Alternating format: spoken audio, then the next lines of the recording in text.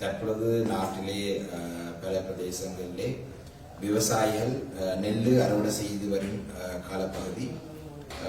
குறிப்பாக இந்த பெரும்போகத்திலே வடக்கு கிழக்கிலே குறிப்பாக விவசாயிகள் பாரிய நஷ்டத்துக்கு முகம் கொடுக்கக்கூடிய ஒரு சூழல் ஏற்பட்டிருக்கின்றது. இதுக்கு பிரதானமான காரணம் கடந்த 2 மாதங்களாக நடந்த காலநிலை சூழ்நிலை காரணமாக வெள்ளங்கள் ஏற்பட்டது. இந்த ஏற்பட்ட வெள்ளங்களின் காரணமாக விவசாயிகளுடைய பல நிலங்கள் வெள்ளத்தால் பாதிக்கப்பட்டது. இதுக்கும் குறிப்பாக நாங்கள் பல இடங்களிலே இதை சொல்லியிருக்கிறோம்.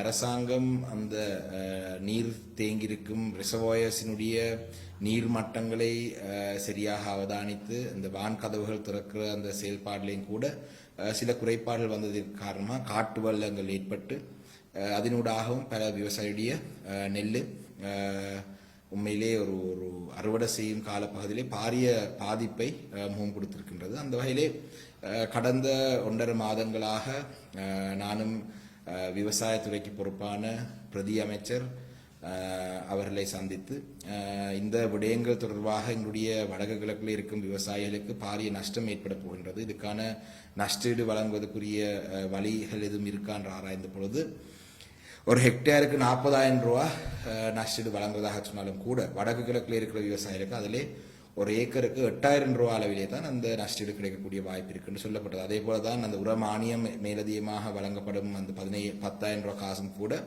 இன்று வரைக்கும் பல விவசாயிகள் கிடைக்காத நிலை காணப்படுகின்றது.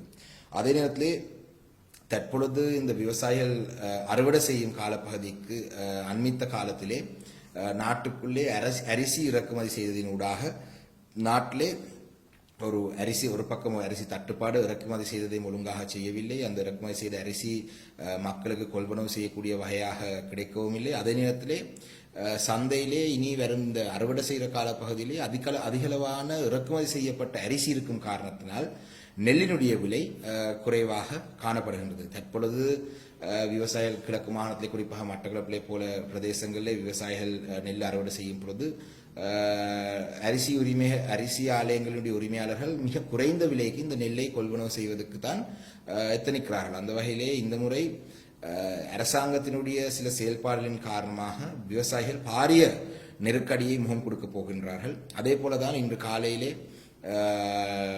நிதிக்குழு, பாராளுமன்றத்தினுடைய நிதிக்குழுவிலே நிதி அமைச்சினுடைய பிரதிநிதிகள் வந்த பொழுது அரசாங்கம் படி மார்க்கெட்டிங் போர்டூடாக நிதி கொள்வனவு செய்வதற்கு 5 பில்லியன் ரூபாய் ஒதுக்குறதாக சொல்லியிருந்தாலும் கூட, அரசியல் மேடைகளே 5 பில்லியன் ஒதுக்குறதாக சொல்லியிருந்தாலும் கூட இதுவரைக்கும் எழுத்து வடிவத்திலே இந்த ட்ரெஷரியிலே இருந்து இந்த 5 பில்லியன் ரூபாய் நிதியை படி மார்க்கெட்டிங் போர்டுக்கு வழங்குமாறு எந்த ஒரு கோரிக்கையும் வழங்கப்படவில்லை. அப்ப இனி ட்ரெஷரியிலே கேட்டு அது அந்த நிதி படி மார்க்கெட்டிங் போர்டுக்கு சென்று படி மார்க்கெட்டிங் போர்டூடாக அதை கொள்வனவு செய்யறதுன்றது வடக்கு கிழக்கிலே நடக்க போறதில்லை. அதே போலதான் நெல்லுக்கு ஒரு விலை தீர்மானித்து ஒரு தீர்மானிக்கப்பட்ட விலையிலே கொள்வனவு செய்ய போற நடவடிக்கையும் காணக்கூடிய அளவிலே இல்லை. அந்த வகையிலே கடந்த காலங்களிலே அரசாங்கங்களும் அந்த அரசாங்கங்களுடைய சாவுமணி ஆரம்பித்தது விவசாயிகளிலே இருக்கும் வாழ்வாதாரத்தை அளிக்கும் வகையான செயல்பாடுகள் முன்னெடுத்த காரணத்தால் இந்த அரசாங்கமும் கூட விவசாயிகளை பாதிக்கும் முகமாக தங்களுடைய செயல்பாடுகளை முன்னெடுத்துக் கொண்டு வருகிறார்கள். வடக்கு கிழக்கில் இருக்கும் விவசாயிகளுக்கு சரியான விலை இந்த முறை கிடைக்கப் போவதில்லை. இது தொடர்பாக நாங்கள் எந்த பாராளுமன்றத்திலையும் பேசியிருக்கிறோம், அமைச்சருடன் பேசியிருக்கிறோம், மாவட்ட அபிவிருத்தி குழு கூட்டங்களிலையும் இதை பற்றி பேசியிருக்கிறோம். ஆனால் விவசாயிகளை பற்றி எந்த ஒரு கவலையும் இல்லாமல் செயல்படுவது ஒரு கவலைக்கான ஒரு விடயம். அதே போலதான் இந்த அரசாங்கத்துக்கு வடக்கு கிழக்கிலையும் இருக்கும் மக்கள், நாடு முழுவதும் தமிழ் பேசும் மக்களும் வாக்களித்தும் கூட நாங்கள் பல சந்தர்ப்பங்களிலே சொல்லியிருக்கிறோம், கிழக்கு மாகாணத்திலே இருந்துதான் விவசாயிகளுடைய அறுவடை காலப்பகுதி ஆரம்பிக்க போகின்றது. அந்த வகையிலே நீங்கள் நிதி ஒதுக்கும் பொழுது அதாவது படி மார்க்கெட்டிங் போர்டு கொள்வனவு செய்யறதா இருந்தால் மட்டக்களப்பு இல்லாட்டி கிழக்கு மாகாணத்திலே இருந்து அந்த விவசாயிகளுடைய அறுவடை செய்கிற காலப்பகுதிக்கே அந்த நிதியை நீங்கள் ஒதுக்கி வைத்தால் தான் எங்களுடைய விவசாயிகள் பாதிக்கப்பட மாட்டார்கள் என்றதை சொல்லியிருந்தோம். ஆனால் இந்த அரசும் தென்பகுதியிலே இருக்கிற விவசாயிகளுக்கு அறுவடை செய்கிற காலப்பகுதியிலே நிதியை அந்த 5 பில்லியன் ரூபாய் நிதி போகக்கூடிய ஒரு சூழல் இருக்கலாம். இன்னும் அதுக்கான முன்னேற்பாடு இல்லாவிட்டாலும் கூட அது அந்த நேரத்தில் கிடைத்தால் எங்களுடைய வடக்கு கிழக்கில் இருக்கிற விவசாயிகள் மீண்டும் ஒரு முறை இந்த அரசாங்கத்தின் கீழேயும் பாதிக்கப்படுவார். அந்த வகையிலே எதிர்வரும் காலத்திலே விவசாயிகளுக்காக நாங்கள் விவசாயிகளுடன் இணைந்து விவசாயிகளுடைய தேவைக்காக கோரிக்கைகளுக்காக அரசாங்கத்துடன் நாங்கள் தொடர்ந்து பேச்சுவார்த்தை ஈடுபடுவோம். விவசாயிகளுக்கு திருப்தி அடையக்கூடியான பதில் கிடைக்காவிட்டால் நாங்கள் விவசாயிகளுக்காக வீதியிலே கூட இறங்கி போராடுவதற்கு தயாராக இருக்கின்றோம் என்றதை சொல்லியிருக்கிறோம். நன்றி.